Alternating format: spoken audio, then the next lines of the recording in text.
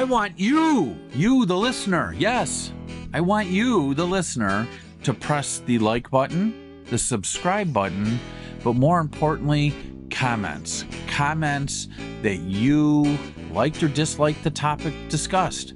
What would you like discussed? Because you, the listener, are who is important to me so that I can provide the value that you want and need.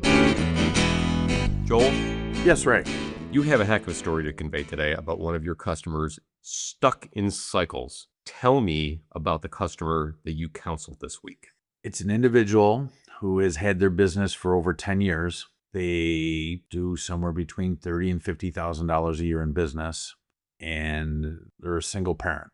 Okay. If I remember correctly, at least a couple of kids. A couple of children, yes. Okay. So it makes it very difficult. It's already tough in the economy that we're in and in the industry we're in, but then when you're a single parent on top of it, it makes it very difficult. Okay. Joel, the bigger part of this story, at least in my opinion, is just having the right headspace. There are days we have both seen that have like 70 hours in them. It's just never ending. Grind, never ending, problems coming northeast, west. And there are times when it feels like the rug has been yanked out from under you. That's pretty much where this person is.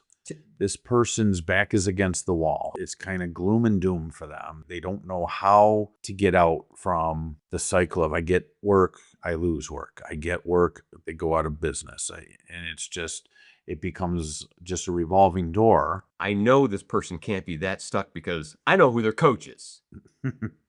Well, thank you. We talked, and they are not in a good headspace right now. They are very upset, disappointed.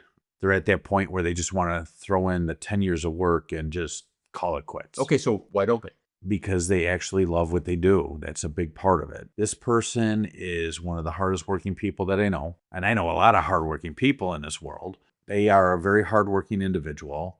They have a big heart. They expect a lot of themselves. They do want perfection. I told them that perfection is always in the eye of the beholder, and that we tend to hold ourselves to higher standards than most people hold us to. Oh, and if you hold yourself to the perfection standard, people also don't tend to pay for it. That is correct, because we are in a world of what people see as a commodity, right. Unfortunately. Right. And I expressed to them how much they have put in over the years, and that when things were going well for them, there was a lot of traction. So I asked them to think back. When things were going well, what did you do and do well? How did you find these clients? How did you get from no traction to traction? Because it just doesn't happen. What were the things that you were doing that led up to it? I don't remember. Well, we have to think back. You're going to have to try. I can't do that. I'm too upset. Well, if you don't try to get yourself in a good frame of mind, you are not going to be able to move forward. To our listener, we understand that there are some stormy days. We're going to go with stormy days. You need people in your circle who can help you get out of that. Now, that doesn't mean they're responsible for your attitude. Any one of us can have a crappy day and have a crap attitude that day, but you need people in your circles that you can reach out to that can anchor you on those days. I think you're that for me. Don't know what you're talking about. But yes, so trying to be that anchor for them for today to get their headspace clear and get them in a positive frame of mind and starting to think of the positives and asking them, where is that low-hanging fruit? And the response was, there is no low-hanging fruit. There's always low-hanging fruit. There is always low-hanging fruit. Talking to them a little bit more, I realized that they had booked a couple of residential jobs. Not their target of what they want, but there's that low-hanging fruit. It's a quick job with quick pay usually at the end of the job, unlike a commercial job where you have to wait for the money, so at least they have some money coming in. I said, those jobs with that money coming in, how do you feel when you get handed that money? Well, it makes me feel good. There's that positive energy you need, because once you start doing work and you're getting paid for it, that makes you feel good. So now you're not going out and trying to sell in desperation. You're trying to sell on the value that you bring. That is the key. I told this person about a story many years ago when I worked for somebody else, that I was told I had to close a deal or I didn't have a job. That's stressful. And I walked into, of all things, a restaurant when I worked for this company, and we had never cleaned a restaurant. And that's where I got my appointment, was with a restaurant. And I was talking to the restaurant manager, and they're saying, oh, we need this done, we need that done. Have you ever done this? Yep, done it. Yep.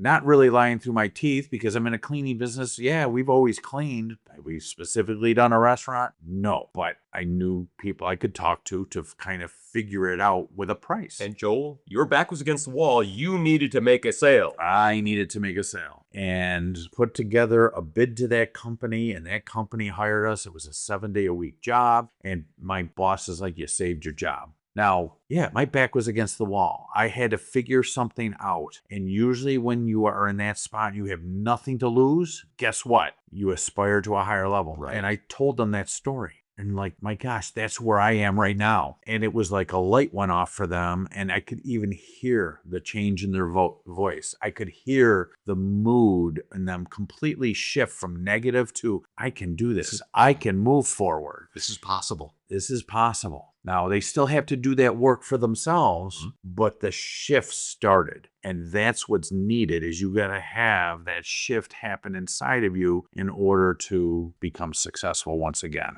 Joel, so many of your customers are small to medium size. I know some of them are 2 people. Some of them are 20 plus. When we get to the larger groups, those larger training groups that you've been to, hundreds. But day to day, the people who are here listening to this, between 2 and 15 for the most part. I expect many of those have contacted you with the assumption that you never have any problems. A challenging situation. You've already laid out all the cash and you haven't collected yet. You probably never go through that, do you, Joel? Oh, no, never. Of course, I have the same problems.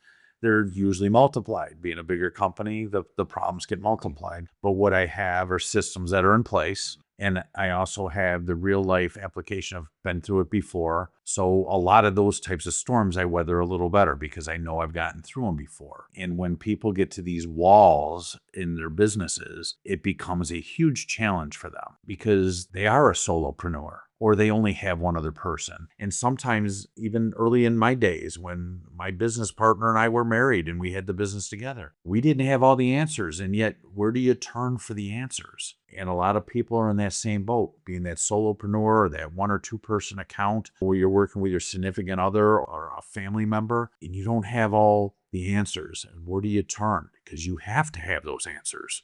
Let me ask.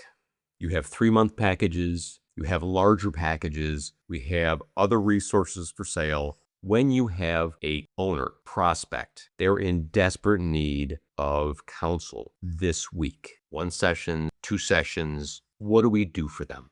Every problem is going to be individualized. So some things can be handled in 1 phone call. But people that are looking to build systems and to build for tomorrow and start looking at the future, that's where some of the packages are going to be better for them, because you can't solve it in a day. They didn't build Rome in a day, as they say. You're not going to build your company in a day. I've been building my own company for 13 and a half years, and it has its ebbs and flows. Every company has its ebbs and flows. What systems do you have in place? What are you doing to get to that next level? And how are you planning for that? And that sometimes is more important.